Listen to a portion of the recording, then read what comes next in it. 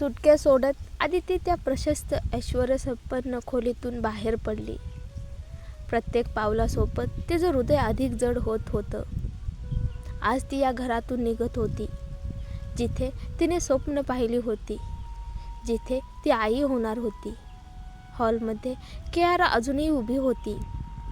तिच्या ओठावर हलकसं समाधानाचं हास्य होतं.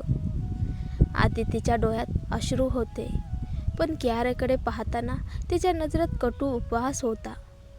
जणू शब्द न उच्चारताच तिने सगळं सांगून टाकलं होतं. कसलाही गोंधळ न करता आदिती घराबाहेर पडली. ड्रायव्हर गाडीत बसला आणि गाडी हळूहळू त्या आलिशान बंगल्याबाहेर पडली. काचेतून बाहेर पाहत असताना आदितीचे अश्रू नकळत वाहू लागले. पुण्याच्या रस्त्यावरची झगमग तिला आज बोचत होती. थोड्याच वेळात ती जयच्या अपार्टमेंटसमोर पोहोचली. दार ठोठावण्याआधी तिने घाईघाईने डोळे पुसले. भावाला आपली कमजोरी दाखवायची नव्हती. जय, तिने दाराआडून हाक मारली.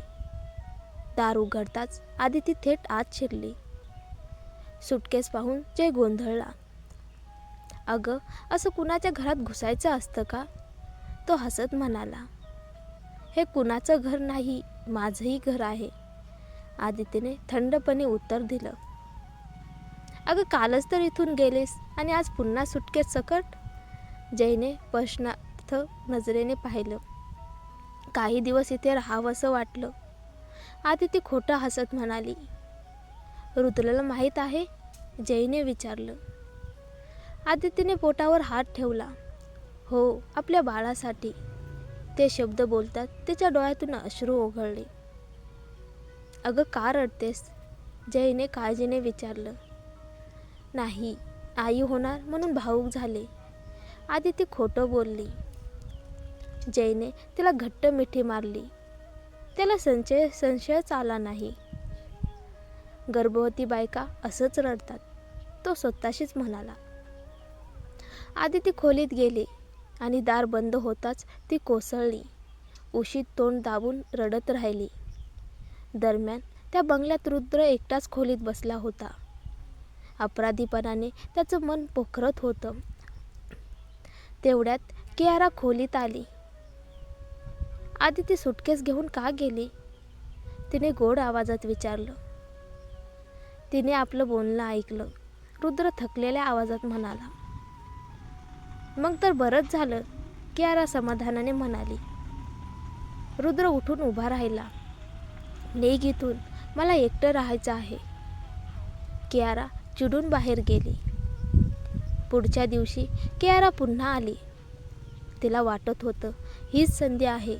मागच्या बागेत रुद्र एकटा बसलेला होता, डोकं धरून. हाय, कियाराने त्याला दचकवत म्हटलं.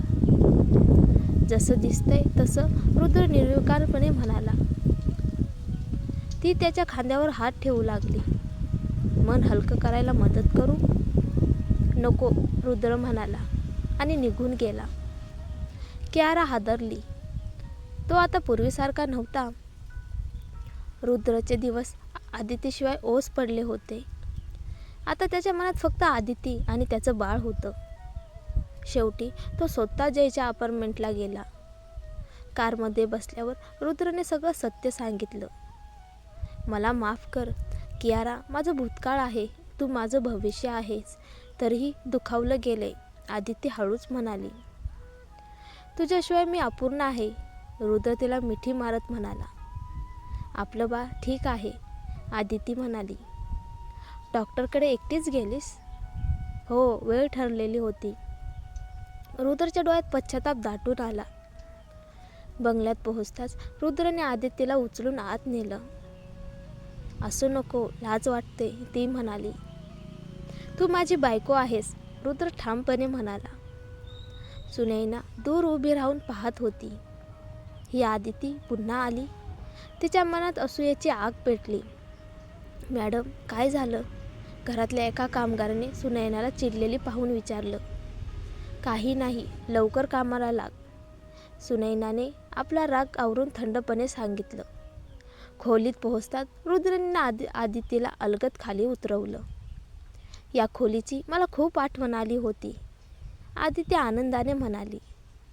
आज पुन्हा आपलं घर मिळाल्यासारखं वाटत होतं. फक्त खोलीचीच आठवण आली होती का? रुद्र हसत विचारू लागला. की नवऱ्याचीही? तुझी तर खूपच, आदिती हसत म्हणाली आणि त्याला घट्ट मिठी मारली. दिवसांनंतर दोघेही एकत्र होते. बोलण्यात, नजरेत, स्पर्शात एक वेगळीच ओढ होती. खूप काळानंतर मिळालेल्या या क्षणात दोघांनीही एकमेकांचा आधार घेतला, शांत, प्रेमळ, विश्वासाने भरलेला. थोड्या वेळाने दोघांनी आंघोळ केली आणि खाली जेवण्यासाठी जायचं ठरवलं. रुद्र, खूप भूक लागली आहे, आदितीने पोटावर हात ठेवत म्हटलं.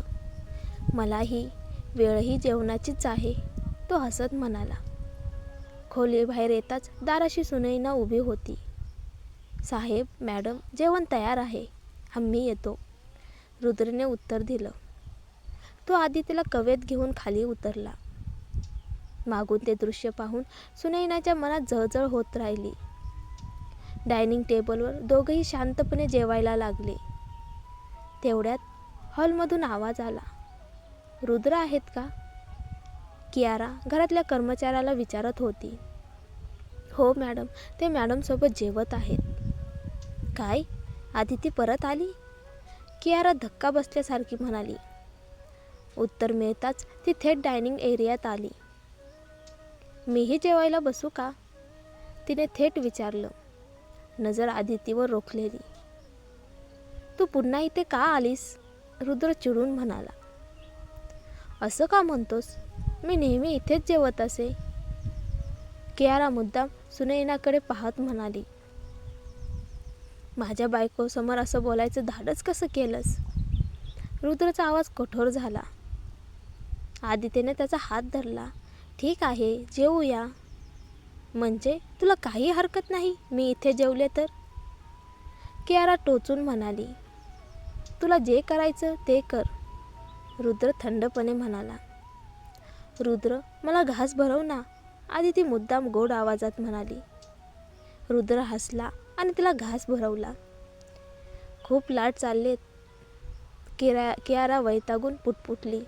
मत्सर नको करू, आदिती शांतपणे म्हणाली. हे सगळं पाहून कियारा तिथे थांबू शकली नाही. मला इथे जेवायचं नाही, ती चिडून निघून गेली. हेच काय झालं? आदिती समाधानाने म्हणाली. जाऊ दे, रुद्र म्हणत तिला पुन्हा खाऊ घालू लागला. दूर उभी राहून हे सगळं पाहणारी सुनैना आता स्वतःला आवरू शकत नव्हती.